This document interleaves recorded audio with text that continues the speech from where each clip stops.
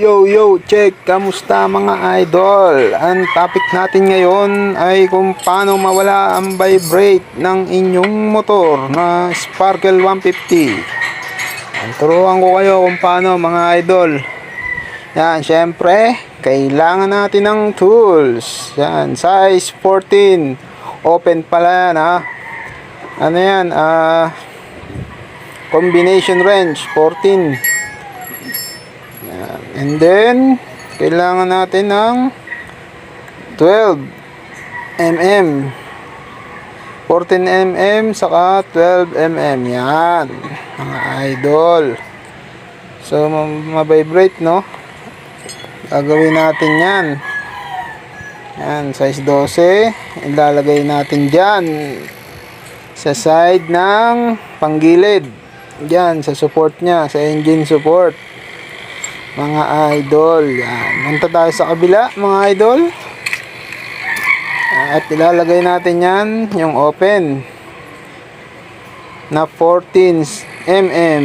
Yan, yan banda dyan. Kabila niyang idol Yan, yan na ilalagay. Doon na lang kayo maghigpit sa may 12.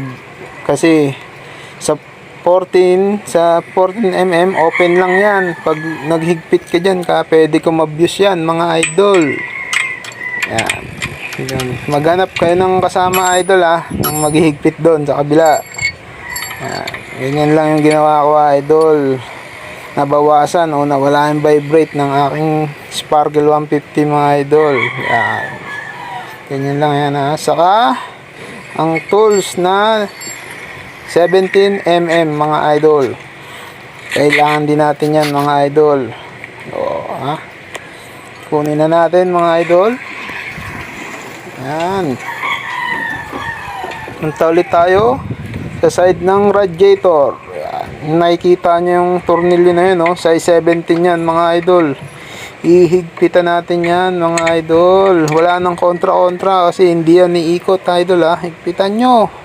Persahan yan mga idol. Higpit 17 yan nakikita nyo yung guhit na pula. Nahigpitan pa natin mga idol diba?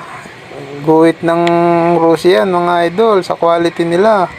Pero nahigpitan pa natin. Yan yung higpitan nyo mga idol. Mabibrate yung motor nyo. Yan, higpitan nyo yan para mabawasan ang vibrate. Yan, pakita ko sa inyo mga idol. Merong swing arm yan mga idol. Yan, ilalim. Yan yung 14 Yan, kailangan nyong higpitan yan. Kahit di nyo nakontrayan yung sa may 17 kasi hindi naman iikot yan. Saka ano yun, tago siya sa kabila. Hindi nyo makikita. Dyan lang side na yan.